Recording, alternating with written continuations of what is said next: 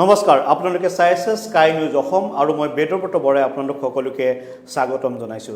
আজি অখিল গগৈ গুৱাহাটী মেডিকেল কলেজৰ পৰা এটি বাৰ্তা পঠাইছে আৰু সেই বাৰ্তা মতে অখিল গগৈ চিনাক্তকৰণ কৰি উলিয়াইছে যে অসমৰ ৰাজনীতিৰ প্ৰধান শত্ৰু এতিয়া AYDF আৰু AYDF ৰ কংগ্ৰেছে যি মিত্ৰতা কৰিছে সেয়া এক ঐতিহাসিক ভুল সিদ্ধান্ত বুলি আজি অখিল গগৈ এক প্ৰেছ বিবৃতিত তেওঁ উল্লেখ কৰিছে আৰু তেওঁ উল্লেখ কৰিছে যে AYDF ৰ লগত মিত্ৰতা কৰাৰ বাবে ৰাইজৰ দল বা অসম জাতীয় পৰিষদ বা আঞ্চলিক অন্যান্য শক্তিসমূহে কংগ্ৰেছ বা মহাজোঁটত থাকিব নোৱাৰে। আজি স্পষ্ট কৰি দিছে যে বিজেপি আৰু AYDF একেটা মুদ্ৰাৰ ইপিঠি সিপিঠি।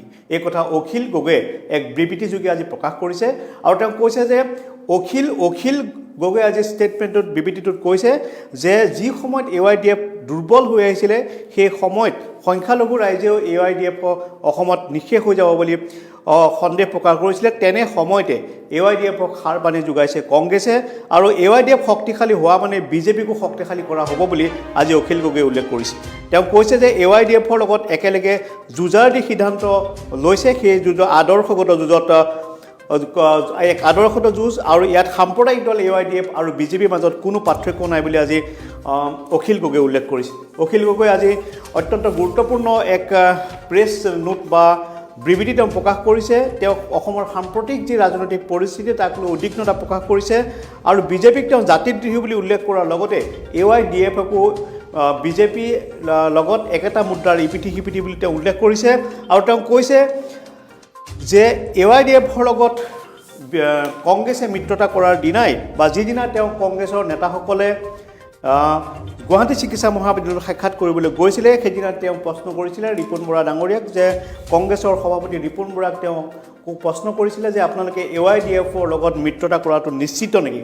তেতিয়া ৰিপুণ বৰাই যেতিয়া তেওঁ কৈছিলে হয় সেই সন্দৰ্ভত সিদ্ধান্ত লোৱা হৈছে আৰু অখিল গগৈ তেতিয়া কৈছিলে যে এয়া এক ৰাজনৈতিক ভুল সিদ্ধান্ত আৰু ই অসমৰ জাতীয়তাবাদৰ বাবে চূড়ান্ত ধৰণৰ এক স্খলন বা ই অসমৰ জাতীয়তাবাদক ক্ষতি কৰিব বুলি অখিল গগৈয়ে ৰিপুণ বৰাক সেই সময়তে কৈছিলে আৰু সংখ্যাগুৰু সাম্প্ৰদায়িকতা বাদে ফেচিবাদলৈ গমন কৰে আৰু সংখ্যালঘুৰ সাম্প্ৰদায়িকতাবাদে সন্ত্ৰাসবাদ আৰু বিচ্ছিন্নতাবাদলৈ গতি কৰে বুলি অখিল গগৈয়ে উল্লেখ কৰিছে।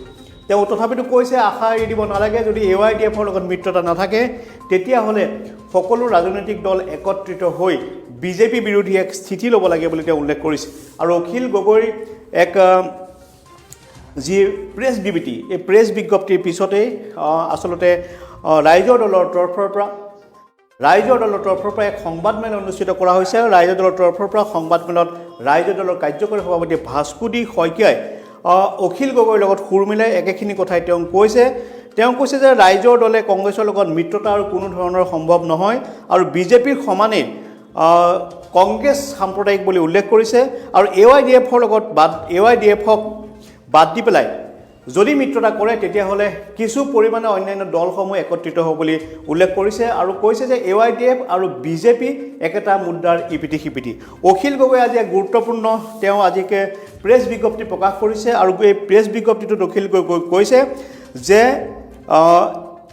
বিজেপিৰ উপস্থিতিয়ে AYDFক শক্তিশালী কৰিব আৰু AYDFৰ উপস্থিতিয়ে বিজেপিক শক্তিশালী কৰিব।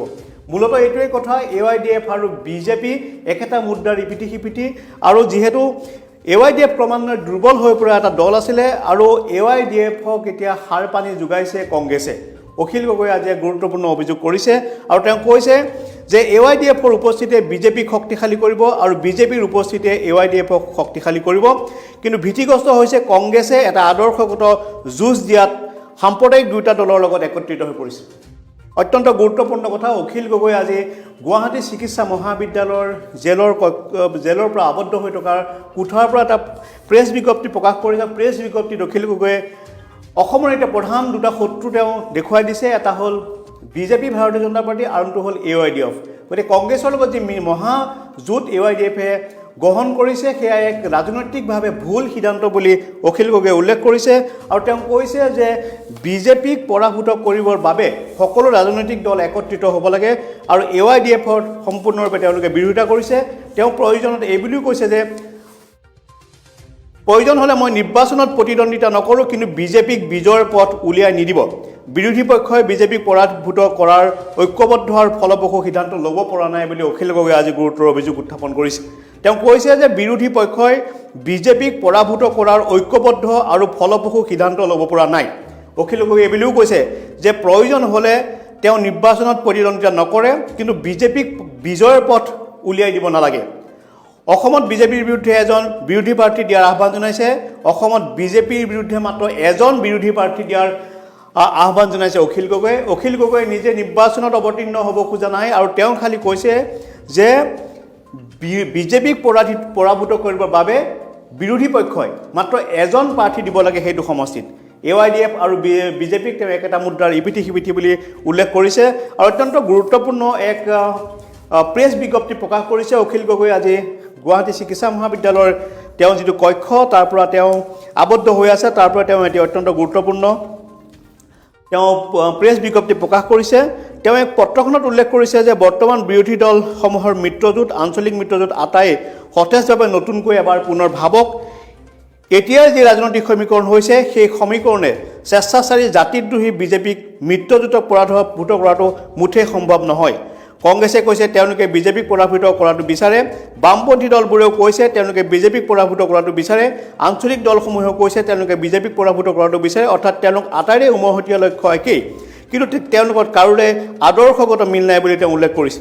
তেওঁ কৈছে আদৰ্শগত অমিল স্বত্তেও তেওঁলোকৰ শত্ৰু এক সাম্প্ৰদায়িক ফেচিবাদ। অখিল গগৈয়ে নিজৰ পত্ৰখনত উল্লেখ কৰিছে যে এতিয়া দেশৰ আটাইতকৈ ডাঙৰ বিপদ, জনগণৰ আটাইতকৈ ডাঙৰ শত্ৰু বিজেপি RSSৰ সাম্প্ৰদায়িক ফেচিবাদ। এই ফেচিবাদৰ লগত যুক্ত হৈ আছে দেশৰ সম্পদ বিক্ৰীৰ প্ৰশ্নটো। দেশখনৰ জনসাধাৰণৰ বাক স্বাধীনতা এতিয়া মুঠেই নাই, সকলো কথাৰে শেষ ধৰ্মীয় উন্মাদনা। এনে পৰিস্থিতিত সকলো গণতান্ত্ৰিক দল একেলগে তেওঁলোকৰ আদৰ্শগত অমিল স্বত্তেও বিজেপি মিত্ৰজোঁটক পৰাভূত কৰাটো দেশপ্ৰেমিক জাতীয় দায়িত্ব। অখিল গগৈয়ে পত্ৰখনত আৰু উল্লেখ কৰিছে সমস্যাটো ক'ত? সমস্যাটো হ'ল আন এটা সাম্প্ৰদায়িক দল AYDF। যিহেতু আমি সাম্প্ৰদায়িক ফেচিবাদৰ বিৰুদ্ধে মৰণপণ যুঁজ দিব খুজিছোঁ, সেই যুঁজত নিশ্চয় আন এটা সাম্প্ৰদায়িক দলক লগত লোৱাৰ কোনো প্ৰশ্ন উঠিব নোৱাৰে। AYDF ক্ৰমাৎ দুৰ্বল হৈ পৰা এটা দল। সংখ্যালঘু ৰাইজে উপলব্ধি কৰিছে যে AYDF আৰু বিজেপি এটা মুদ্ৰাৰ ইপিঠি সিপিঠি।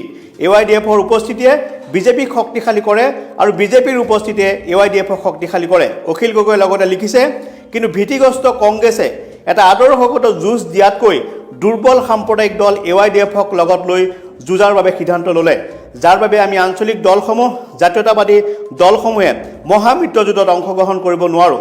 কিন্তু ইয়াৰ পিছতো সকলো পথ ৰুদ্ধ হৈ যোৱা নাই বুলি তেওঁ তাৎপৰ্যপূৰ্ণ মন্তব্য কৰে। অখিল গগৈয়ে পত্ৰখনত কয় যে তেওঁ চিকিৎসালয়ত সাক্ষাৎ কৰিবলৈ আহোঁতে কংগ্ৰেছৰ প্ৰাদেশিক সভাপতি ৰিপুণ বৰা সোধা প্ৰধান প্ৰশ্নটো আছিল AYDFৰ লগত কংগ্ৰেছৰ মিত্ৰতা খাটাং হ'ল নেকি? ৰিপুণ বৰাই কৈছিল মিত্ৰতা নিশ্চিত। এইটো ঐতিহাসিক ভুল সিদ্ধান্ত বুলি লগে লগে অখিল গগৈয়ে ৰিপুণ বৰাক জনোৱা বুলি পত্ৰখনত উল্লেখ কৰে। ৰিপুণ বৰাই আগতীয়াকৈ AYDFৰ লগত মিত্ৰতা কৰিলে ৰাইজৰ AYDFৰ বিৰোধী চিন্তা হ্ৰাস হ'ব বুলি উল্লেখ কৰিছিলে। অখিল গগৈয়ে কয় যে এইটোতে সমস্যাটো লুকাই আছে। বহু কংগ্ৰেছী আৰু বাওঁপন্থীয়ে কয় AYDFক সাম্প্ৰদায়িক বুলি চলোৱা বিজেপি প্ৰচাৰত আমি ধৰাশয়ী হ'ব নালাগে। এইটো কেৱল বিজেপিৰ প্ৰচাৰ বুলি কংগ্ৰেছ আৰু বাওঁ দলবোৰে ক'ব বিচাৰে। এইখিনিতে অসমৰ জাতীয় প্ৰশ্নটোৰ মূল্যায়নৰ সদায় কংগ্ৰেছ আৰু বাওঁপন্থীয়ে ভুলকৈ কৰি আহিছে বুলি অখিল গগৈয়ে উল্লেখ কৰে। অসম আন্দোলন এক আৱেগিক সিদ্ধান্ত আছিল বোলা প্ৰচাৰত বিশ্বাস কৰাসকলে অসমৰ থলুৱা মানুহৰ যন্ত্ৰণা উপলব্ধি নকৰে বুলিও অখিল গগৈয়ে উল্লেখ কৰে। অখিল গগৈয়ে পত্ৰখনত উল্লেখ কৰে যে কাৰাগাৰতে যিমানজন ৰাজনৈতিক নেতাক সাক্ষাৎ পাইছে সকলোৱে বিজেপিক পৰাভূত কৰাৰ কাৰণে উমৈহতীয়া কৌশল উদ্ভাৱনৰ অনুৰোধ জনাইছে।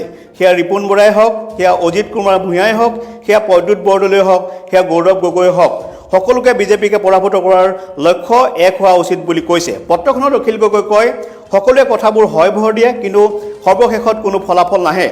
অসম জাতীয় পৰিষদৰ লগত মিত্ৰতা কৰোঁতেও আমি সুস্পষ্টভাৱে তেওঁলোকক সুধিছোঁ বিজেপিক পৰাভূত কৰাৰ ক্ষেত্ৰত তেওঁলোক একমত হয় নে নহয়। তেওঁলোকে একমত বুলি কোৱাৰ বাবেহে আমি মিত্ৰতা পালনত আবদ্ধ হৈছোঁ। কিন্তু অখিল গগৈয়ে লগতে কয় এতিয়া লক্ষ্য কৰা হৈছে বিৰোধী পক্ষই বিজেপিক পৰাভূত কৰাৰ ক্ষেত্ৰত ঐক্যবদ্ধ ফলপ্ৰসূ সিদ্ধান্ত ল'ব পৰা নাই। পত্ৰখনৰ জৰিয়তে সকলো ৰাজনৈতিক দল, অসম জাতীয় পৰিষদ, কংগ্ৰেছ, CPM, CPI, CPIM, ৰাইজৰ দল সকলোকে পুনৰ বিজেপিক পৰাভূত কৰাৰ ক্ষেত্ৰত এক সঠিক ৰণকৌশল গ্ৰহণ কৰিবলৈ অখিল গগৈয়ে আহ্বান জনাইছে। কেৱল ৰাজনৈতিক দলবোৰকে নহয় অসমৰ সকলো বুদ্ধিজীৱী বিশিষ্ট সাংবাদিক বিশিষ্ট নাগৰিকক এই ক্ষেত্ৰত জৰুৰী পদক্ষেপ ল'বৰ বাবে অখিল গগৈয়ে আহ্বান জনাইছে পত্ৰখনত কয় বিৰোধী দলবোৰে যদি সঠিক আৰু জৰুৰী সিদ্ধান্ত উমৈহতীয়া ৰণকৌশল ৰচনা নকৰে তেন্তে নিজৰ দলবোৰৰ অস্তিত্ব হয়তো বাচিব কিন্তু দেশ জাতি জনগণ নাবাচে এতিয়া সকলোৰে ত্যাগৰ সময় এতিয়া সকলোৱে সুবিবেচনাত উপনীত হোৱাৰ সময় দল ডাঙৰ নে দেশ ডাঙৰ দলৰ অস্তিত্ব ৰক্ষাৰ গুৰুত্বপূৰ্ণ নে জাতি আৰু জনগণ বচোৱা বেছি গুৰুত্বপূৰ্ণ সেই সিদ্ধান্ত লওক পত্ৰখনত অখিল গগৈয়ে লগতে কয় ৰাইজৰ দল আৰু দলীয় সিদ্ধান্ত দলে কি সিদ্ধান্ত লয় তেওঁ নাজানে কিন্তু ব্যক্তিগতভাৱে বিজেপিক পৰাভূত কৰাৰ স্বাৰ্থত তেওঁ সকলো ত্যাগ কৰিবৰ কাৰণে প্ৰস্তুত প্ৰয়োজন হ'লে তেওঁ নিৰ্বাচনত প্ৰতিদ্বন্দ্বিতা নকৰোঁ বুলি উল্লেখ কৰিছে আৰু তেওঁ কৈছে বিজেপিক বিজয়ৰ পথ উলিয়াই দিব নালাগে বিৰোধী পক্ষই বিজেপিক পৰাভূত কৰাৰ বাবে ঐক্যবদ্ধ আৰু ফলপ্ৰসূ সিদ্ধান্ত ল'ব পৰা নাই বুলি উল্লেখ কৰিছে অখিল গগৈয়ে লগতে বিজেপি আৰু RSSৰ লগতে AYDFকো সাম্প্ৰদায়িক শক্তি বুলি চিহ্নিত কৰিছে আৰু তেওঁ AYDFৰ লগত হোৱা মিত্ৰতাৰ বাবে কংগ্ৰেছৰ লগত মিত্ৰতা কৰাটো সম্ভৱ নহ'ব বুলি অখিল গগৈয়ে আজি পুনৰ স্পষ্ট কৰি দিছে ইফালে সংবাদমেলত ৰাইজৰ দলৰ কাৰ্যকৰী সভাপতি ভাস্কুতি শইকীয়াই কি ক'লে আমি আপোনালোকক দেখুৱাম ভাস্কুতি শইকীয়াই উল্লেখ কৰিছে ডাঙৰ অভিযোগ যে বিজেপিয়ে অখিল গগৈক নিজৰ হাতলৈ নিয়াৰ চেষ্টা চলাইছিলে আৰু অখিল গগৈয়ে যদি বিজেপিৰ টোপ গিলিলেহেঁতেন তেতিয়াহ'লে কাৰাগাৰৰ পৰা মুকলি হৈ আহিব পাৰিলেহেঁতেন বুলিও আজি ভাস্কুতি শইকীয়াই অভিযোগ উত্থাপন কৰিছে আৰু তেওঁ সংবাদমেলত কি কৈছিলে সেই কথা আমি পোনে পোনে আপোনালোকক দেখুৱাব খুজিছোঁ ভোট বিভাজনৰ জৰিয়তে বহু সমষ্টিত বিজেপি প্ৰাৰ্থী জয়ী হোৱাৰ সম্ভাৱনা প্ৰকট হৈ উঠিছে হাতত সময় কম কিন্তু যদিহে সদিচ্ছা থাকে আমি ভাবোঁ যে খুব কম সময়ৰ ভিতৰতো আমি এনেধৰণৰ ৰণকৌশল তৈয়াৰ কৰি ল'ব পাৰোঁ হয় আমি যদি AYDF যদি কংগ্ৰেছৰ লগত নাথাকে আমি ঐক্যবদ্ধভাৱে সকলো বিৰোধী দল লগ লাগি আমি বিজেপিৰ বিৰুদ্ধে থিয় হোৱাত আমাৰ আপত্তি নাই তেখেতে আচলতে সাম্প্ৰতিক পৰিস্থিতিত হতাশ হৈ পৰিছে আপোনালোক সকলোৱে জানে যে বিজেপিৰ জাতি বিৰোধী কাৰ্যকলাপৰ নাগৰিকত্ব সংশোধনী বিৰুদ্ধে যুঁজ দি তেখেত আজি 15 মাহতকৈ অতিক্ৰম ধৰি কাৰাৰুদ্ধ হৈ আছে আৰু বিজেপিয়ে তেখেতক প্ৰলোভন দিছিল যে বিজেপি চৰকাৰখনত আনি দিয়াত যদি সহায় কৰে তেনেহ'লে তেখেতক মুক্তি দিব বিজেপি চৰকাৰখনত আনি দিয়াত যদি তেখেতে সহায় কৰে তেনেহ'লে অখিল গগৈকে ধৰি কেইবাজনো বিধায়কক আমি তহঁতৰ পাৰ্টিক জিকাই আনিম এনেকুৱা বিভিন্ন ধৰণৰ প্ৰলোভন দিছে কিন্তু সেই প্ৰলোভনত অখিল গগৈ কেতিয়াও পৰিচিত যোৱা নাই কেতিয়াও সেও মনা নাই আৰু সেইবাবে তেখেতে প্ৰবল মনৰ আশা আছিল যে এইবাৰ 21ৰ বিধানসভা নিৰ্বাচনত বিজেপিক অসমৰ ৰাজনীতিৰ পৰা বিদায় দিব কিন্তু সাম্প্ৰতিক ৰাজনৈতিক প্ৰেক্ষাপটত তেখেতে বিষয়টোক লৈ উদ্বিগ্নতা প্ৰকাশ কৰিছে আৰু সেইকাৰণে শেষবাৰৰ বাবে সকলো পক্ষক এটা আহ্বান জনাইছে যাতে সকলোৱে সঁচাকৈ আন্তৰিকতাৰে বিজেপি প্ৰাৰ্থীক বিজেপি চৰকাৰখনক উৎখাত কৰাৰ কাৰণে ৰণকৌশল আৰু ৰণনীতি গ্ৰহণ কৰে অসম জাতীয় পৰিষদ এই বিষয়ক লৈ একমত হয় নহয় নাজানে কিন্তু এটা কথাত তেখেতসকল খুব স্পষ্ট আৰু একমত যে যিকোনো প্ৰকাৰে এইবাৰ বিজেপি চৰকাৰখনক উৎখাত কৰিব লাগিব আৰু যিসকল শক্তিয়ে ভাবে যিবিলাক দলে ভাবে যে এইবাৰ বিজেপিক পৰাভূত কৰাটো একমাত্ৰ আমাৰ জাতীয় দায়িত্ব আৰু কৰ্তব্য সেই সকলো দল আৰু সেই সকলো শক্তিয়ে নিশ্চয় এই মুহূৰ্তৰ সাম্প্ৰতিক ৰাজনৈতিক প্ৰেক্ষাপট বুজি উঠি এক ঐক্যবদ্ধ বিৰোধী সংগ্ৰামৰ কথা পোষকতা কৰিব মাইনাছ AYDF না কংগ্ৰেছৰ লগত আমাৰ কোনো ধৰণৰ আলোচনাৰ প্ৰশ্নই উঠা নাই বা নুঠে কাৰণ তেখেত এই মুহূৰ্তলৈকে তেখেত বিজেপি আৰু RSSৰ দৰে সমান এটা সাম্প্ৰদায়িক শক্তি AYDFৰ লগত আছে যদি আপোনালোকৰ কোনো মিত্ৰতা নহয় নিৰ্বাচনৰ প্ৰাক মুহূৰ্তত গোপনে হওক বা প্ৰকাশ্যে হওক তেতিয়াহ'লে যদি কংগ্ৰেছে বা কংগ্ৰেছৰ মিত্ৰতা য'ত পাৰ্টি দিব আপোনালোকে তাতে দিবনে না গোপন মিত্ৰতাৰ কোনো প্ৰশ্ন নুঠে আমি কৈছোঁ যে এই মুহূৰ্তত বিজেপিক যদি পৰাভূত কৰিব লাগে তেনেহ'লে AYDFক বাদ দি বাকী সকলো বিৰোধী পক্ষৰ ঐক্যবদ্ধ সংগ্ৰামৰ প্ৰয়োজন আমি অনুভৱ কৰিছোঁ আৰু সেইকাৰণে এই আহ্বান আমাৰ ৰাইজৰ দলৰ সভাপতিয়ে সকলো বিৰোধী দলৰ নেতৃবৰ্গলৈ দিছে AYDFক বাদ দি কিন্তু গৌৰৱে কৈছে যে ৰাইজৰ দলে হওক বা AGPয়ে হওক মিত্ৰতাৰ ক্ষেত্ৰত তেওঁলোকৰ দুৱাৰ খোলা বুলি কৈছে কিন্তু যদি আপুনি এতিয়া যিটো কথা কৈছে যে AYDFৰ লগত তেওঁলোকে মিত্ৰতা থাকে তেনেহ'লে আপোনালোকে কোনো কাৰণত আপোনালোকে তেওঁলোকৰ লগ নহয় মহাজোঁট বহনত আপোনালোকে কোনো পধ্যে তাৰ অৱকাশ নাই সিদ্ধান্ত নে এক প্ৰকাৰৰ কুকিয়নি এয়া আমাৰ প্ৰথম দিনাখনৰ পৰাই লোৱা এক নীতিগত আদৰ্শগত সিদ্ধান্ত যে কোনো পধ্যে কোনো সাম্প্ৰদায়িক শক্তিৰ লগত আমাৰ কোনো পধ্যে কোনো ধৰণৰ বুজা পৰাৰ প্ৰশ্ন উঠিব নোৱাৰে অসমৰ বাবে বিজেপি যিমান ভয়াৱহ, RSS যিমান ভয়াৱহ, AYDF সমানে ভয়াৱহ বুলি ভাবোঁ। আৰু সেই ভয়াৱহ অসম বিৰোধী শক্তিৰ লগত আমাৰ ৰাইজৰ দলৰ কোনো পধ্যেই কোনো ধৰণৰ বুজা পৰা, কোনো ধৰণৰ মিলা মিছাৰ কোনো ধৰণৰ প্ৰশ্ন নুঠে।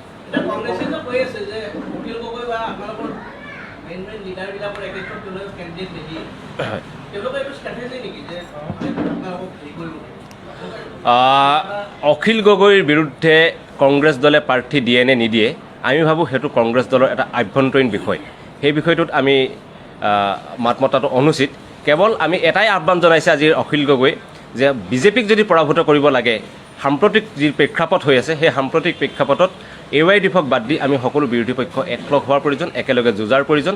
আৰু প্ৰতিটো সমষ্টিত বিজেপিৰ বিৰুদ্ধে এজন প্ৰাৰ্থী আমি দিব লাগিব। যদি সেইটো দিয়া নাযায় তেন্তে বিজেপি বিৰোধৰ শিবিৰৰ ভোট বিভাজন ঘটিব আৰু বিজেপি প্ৰাৰ্থী জয়ী হ'ব। পুনৰ বিজেপি চৰকাৰ আহিব, বিধি প্ৰস্তুত হ'ব আৰু অসমলৈ 1,90,00,000 হিন্দু বাংলাদেশী অহাৰ পথ প্ৰশস্ত হ'ব।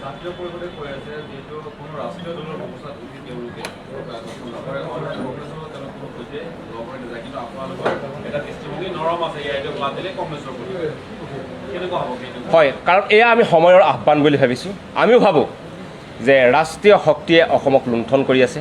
আমিও ভাবোঁ যে কংগ্ৰেছৰ 70 বছৰীয়া শাসনকালত অসমৰ যি ধৰণৰ উন্নয়ন হ'ব লগা আছিল তেনেধৰণৰ কোনো ধৰণৰ উন্নয়ন আমাৰ নহ'ল। কিন্তু এইবাৰ যদি আমি বিজেপিক পৰাভূত কৰাটো আমি জাতিৰ অস্তিত্ব ৰক্ষাৰ যুঁজ বুলি ভাবিছোঁ। যদি বিজেপি যদি পুনৰ আহে তেনেহ'লে অসমীয়া জাতি আৰু বাচি নাথাকিব। বিজেপি যদি পুনৰ শাসনলৈ আহে তেনেহ'লে অসমত অসমীয়াসকলৰ অৱস্থা হয়তো ত্ৰিপুৰীসকলৰ দৰে অৱস্থা হ'বলৈ গৈ আছে। গতিকে বিজেপিক হৰুৱাৰ স্বাৰ্থত এইবাৰ আমি আদৰ্শগত মিল নাথাকিলেও আমি বাকী দলসমূহ, বিৰোধী দলসমূহ ঐক্যবদ্ধ হোৱাৰ প্ৰয়োজন আহি পৰিছে।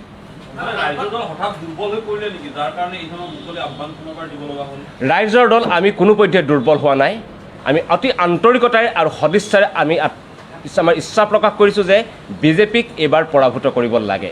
কিন্তু বাকী বিৰোধী দলসকলৰ বিৰোধী মিত্ৰজোঁটৰ কথা কওক, তেখেতসকলৰ যি কাণ্ডৰ কাৰখানা, তেখেতসকলৰ যি কথা বাৰ্তা, তেখেতসকলৰ যি ৰণকৌশল, তেখেতসকলৰ যি পদক্ষেপ, সেয়াৰ পৰা বুজা গৈছে যে তেখেতসকল বিজেপিক বিদায় দিবলৈ ইচ্ছুক নহয়। তেখেতসকলে বিজেপিক পুনৰ শাসনত বহোৱাৰ কাৰণে তেখেতসকলে কাম কাজ কৰি থকা যেন অনুভৱ কৰিছে। আৰু যিহেতু জাতীয় দায়িত্ব যে এইবাৰ বিজেপিক উৎখাত কৰা আৰু এখন বিৰোধী চৰকাৰ ডিছপ্লত প্ৰতিষ্ঠা কৰাটো এক জাতীয় দায়িত্ব, সেই বুলি ভাবিহে আমি আমাৰ এই আহ্বান জনাইছোঁ।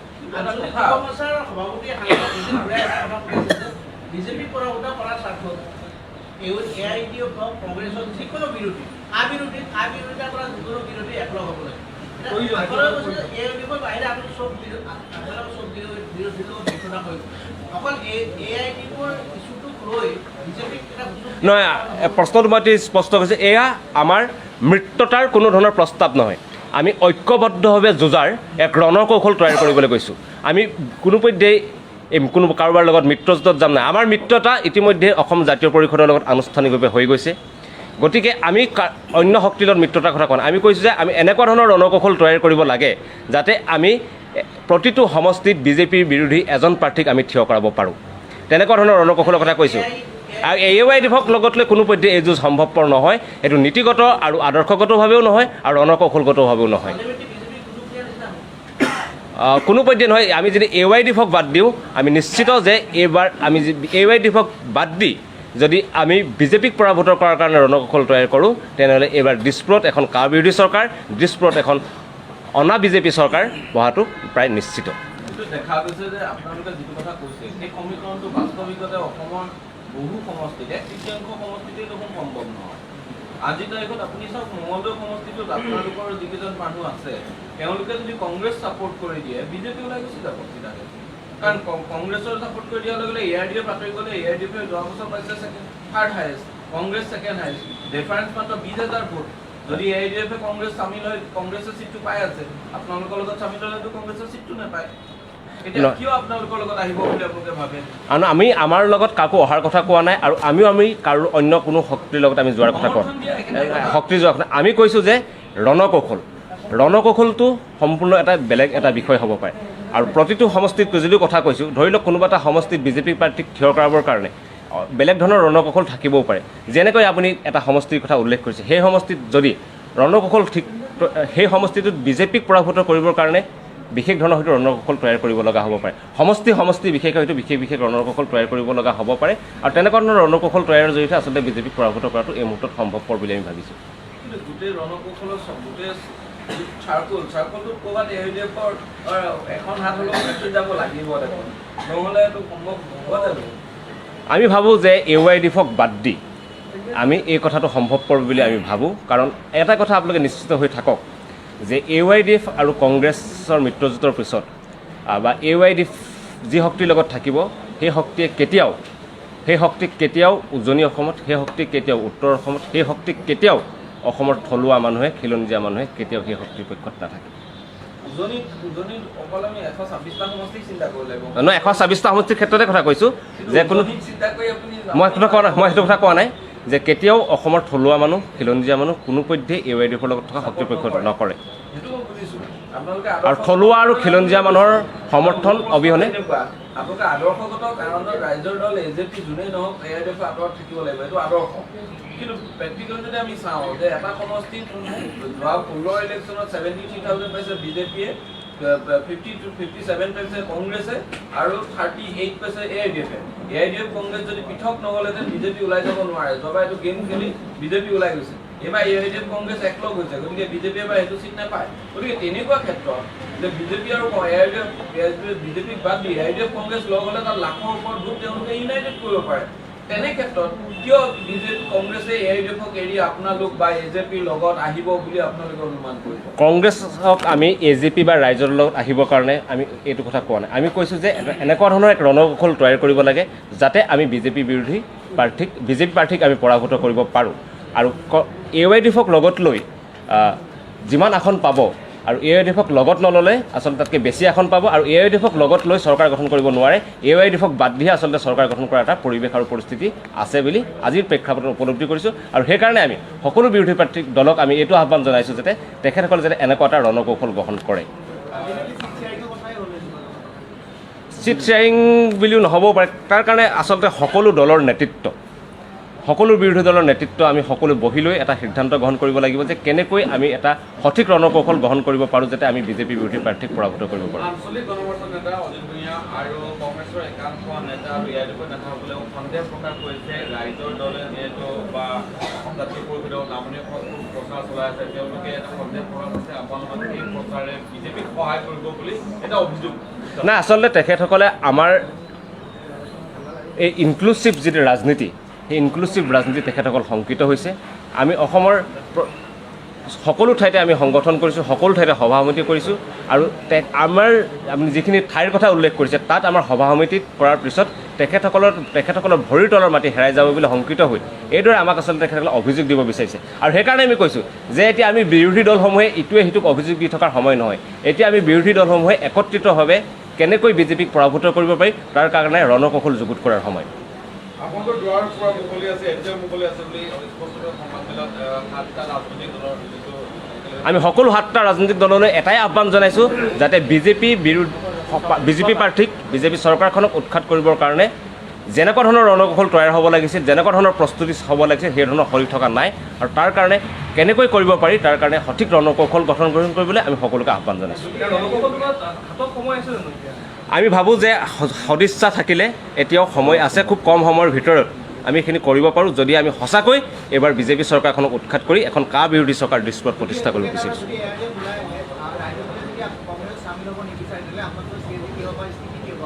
কি কৈছে?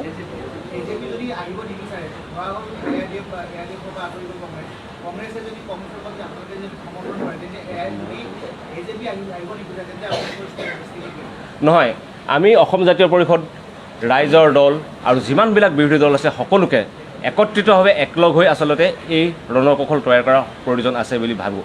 আৰু সঁচাকৈ যদি আমি এখন BJP বিৰোধী চৰকাৰ দৃশ্যত প্ৰতিষ্ঠা কৰাটো বিচাৰিছোঁ তেনেহ'লে সকলোৱে লগ লাগি উমৈহতীয়াভাৱে চিন্তা চৰ্চা কৰাৰ প্ৰয়োজন আহি পৰিছে। ইতিমধ্যে আমাৰ কালি অসম জাতীয় পৰিষদৰ সন্মানীয় সভাপতি লুৰিণজ্যোতি গগৈ ডাঙৰীয়া, আমাৰ দলৰ সভাপতি অখিল গগৈৰ মাজত এখন বৈঠক অনুষ্ঠিত হৈছে, আৰু 2 এদিনৰ ভিতৰত আমাৰ আসন ভাগ বতৰা সম্পৰ্কে চূড়ান্ত সিদ্ধান্ত হ'ব, আৰু তাৰপিছতে আমাৰ আনুষ্ঠানিকভাৱে আমাৰ দলৰ প্ৰাৰ্থী তালিকা আমি ঘোষণা কৰিম। এই সম্পৰ্কে আমি সঠিক সময়ত গোটেই যে আমাৰ আলোচনা হৈ লওক দুয়োটা দলৰ মাজত, তাৰপাছত আমি গোটেই সময়ত সঠিক হ'ব।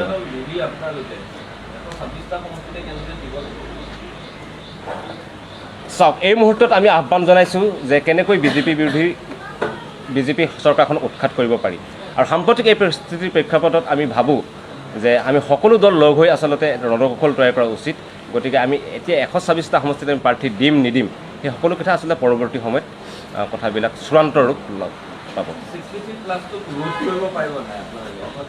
মই ভাবোঁ যে 63+ ৰোধ কৰা সম্ভৱ কিন্তু সম্ভৱ হ'বলৈ হ'লে বিৰোধী দলসমূহে আজি যি আহ্বান জনাইছে এই আহ্বানটো আৰু আমি সহৃদয়তাৰে আৰু গুৰুত্ব সহকাৰে গ্ৰহণ কৰি কেনেকৈ ইয়াক কাৰ্যকৰী কৰিব পাৰি তাৰ কাৰণে আমি ৰণকৌশল তৈয়াৰ কৰিব লাগিব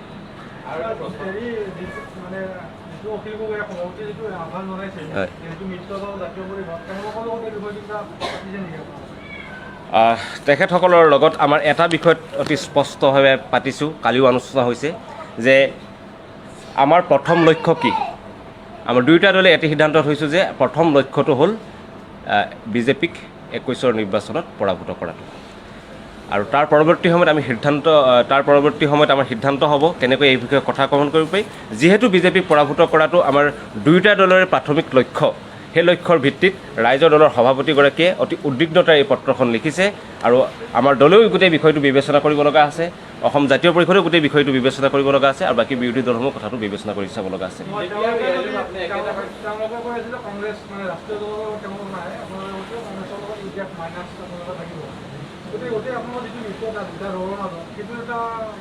মই ভাবোঁ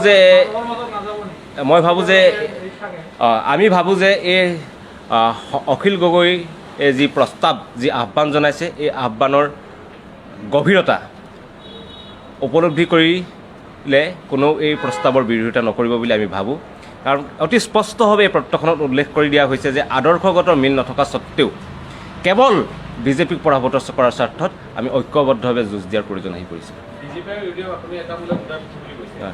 ইউডিএফে কয় তেওঁলোকে অসম চুক্তি সমৰ্থন কথা কয় বা কা তেওঁলোকে নামানে বিজেপিয়ে অসম চুক্তি উলংঘা কৰিছে বা কা তেওঁলোকে আনিছে গতিকে দুয়োটাৰ ক্ষেত্ৰত আপোনাৰ অলপ পাৰ্থক্য দেখা নাপায় নেকি দুয়োটা দলৰ মাজত নহয় চাওক নীতিগতভাৱে কিছুমান কথা কৈ থকা আৰু তাক কাৰ্যকৰী কৰি থকাৰ মাজত আছে বিশাল পাৰ্থক্য আমি দেখা পাইছোঁ যে বিজেপি আৰু AIDF এটাই আনটোৰ পৰিপূৰক শক্তি হিচাপে কাম কৰি আছে আপোনালোকে এইটো সকলোৱে জানে যে হিমন্ত বিশ্ব শৰ্মাই যেতিয়া কিবা এটা কথা কয় তাৰ প্ৰত্যুত্তৰ ইয়াত বদৰুদ্দিন আজমলে দিয়ে তাৰ ফলত AIDFৰ লাভ হয় আৰু আনহাতে বিজেপিৰ লাভ হয় এইফালে যদি বদৰুদ্দিন আজমলে কিবা এটা কথা কয় ধৰ্মীয় উন্মাদনামূলক একেধৰণৰ কথা এটা প্ৰত্যুত্তৰ সেইটো পিছদিনাখন মন্ত্ৰী হিমন্ত বিশ্ব শৰ্মাই অন্য ঠাইত দিয়ে তাৰ ফলত দুয়োটা সাম্প্ৰদায়িক শক্তি লাভ হয় আৰু অসমৰ উন্নয়নৰ ৰাজনীতিৰ কথা অসমৰ জাতিৰ কথাবিলাক সদায় পিছতল পৰি থাকে সেইকাৰণে আমি ভাবোঁ যে দুয়োটা সাম্প্ৰদায়িক শক্তিক প্ৰতিৰোধ কৰাটো আমাৰ জাতীয় দায়িত্ব নিশ্চিতভাৱে আমি ভাবোঁ যে হিমন্ত বিশ্ব শৰ্মা বদৰুদ্দিন আজমল বিজেপি আৰু AIDFৰ মাজত গোপন মিত্ৰালি আছে আৰু 2016 বিধানসভা নিৰ্বাচন অতি স্পষ্টভাৱে প্ৰকাশ পাইছিলে যে AIDFে কেনেকৈ ভোট বিভাজনৰ জৰিয়তে বিজেপিৰ জয়ৰ পথ প্ৰশস্ত কৰি তুলিছে বহুকেইটা সমষ্টিত এটা প্ৰশ্ন কিছুমান কথা এটা কথা ক'লে যে আপোনাৰ প্ৰলোভন দিছে বিজেপি কথা চৰকাৰে কৈছিলোঁ চৰকাৰে আৰু তদন্তকাৰী ইতিমধ্যে এই বিষয়ে আমি এখন বিশদ সংবাদমেল অনুষ্ঠিত কৰিছিলোঁ সংবাদমেল অতি স্পষ্টভাৱে কৈছিলোঁ যে যেতিয়া ন্যায়ৰ জিম্মাত আছিল যেতিয়া ন্যায়িক জিম্মাত আছিল তেতিয়া অখিল গগৈক হত্যাৰ ভাবুকি দিয়া গৈছিল অখিল গগৈক বহুত প্ৰলোভন দিয়া গৈছিল তেখেতক প্ৰলোভন দিয়া গৈছিল যে তেখেতে যদি বিজেপি চৰকাৰখনত অহাত সহায় কৰি দিয়ে তেখেতৰ মুক্তি অতি শীঘ্ৰে কৰি দিয়া যাব এনেকুৱা ধৰণৰ বিভিন্ন প্ৰলোভন দিয়া গৈছিল সেই প্ৰলোভন নেওচি অখিল গগৈ এতিয়াও জাতিৰ পক্ষত অটল হৈ আছে আৰু সেইকাৰণে তেখেত আজি 15 মাহ অতিক্ৰম কৰি যোৱাৰ পিছত কাৰাৰুদ্ধ হৈ আছে NIA দিছে আৰু NIA এটা চৰকাৰী সংস্থা আৰু বিভিন্ন চৰকাৰী প্ৰতিনিধিয়ে বিভিন্ন ধৰণৰ বাৰ্তা প্ৰেৰণৰ জৰিয়তে আচলতে এনেকুৱা ধৰণৰ প্ৰলোভন দিছে আৰু এই সম্পৰ্কে আমি এখন বিশদ সংবাদমেলৰ জৰিয়তে আমি গোটেই বস্তুবিলাক আজি আমি ৰাজহুৱা কৰিছিলোঁ আৰু আজিও কওঁ যে তেখেতক হত্যাৰ ভাবুকি দিয়া গৈছিল তেখেতক বহুত প্ৰলোভন দিয়া গৈছিল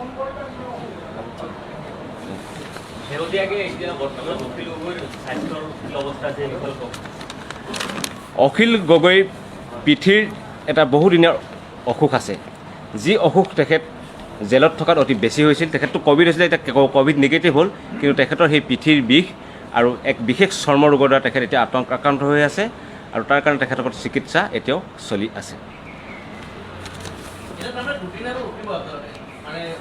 মহাজোঁটক যিটো আপোনালোকে আজি প্ৰস্তাৱ দিলে অখিল গগৈয়ে প্ৰস্তাৱ দিলে আৰু দুদিনমান ৰখি দিব নেকি ফাৰ্ষ্ট ষ্টেজৰ ইলেকশ্যন 9 তাৰিখে লাগে মই কৈছোঁ যে আমাৰ আৰু 2-3 দিনৰ পিছত আমি আমাৰ প্ৰাৰ্থী তালিকা ঘোষণা কৰিম আমি ভাবোঁ যে তাৰ পূৰ্বে আৰু চবকে চাই কিছুদিন সময় লাগিব আমি যিমান দূৰ খা খবৰ পাইছোঁ গতিকে 2-3 দিনৰ ভিতৰত যদি সদিচ্ছা আৰু আন্তৰিকতা থাকে তেনেহ'লে এই আহ্বান কাৰ্যকৰীকৰণ কৰাত হয়তো বিশেষ অসুবিধা নহ'ব বুলি আমি ভাবোঁ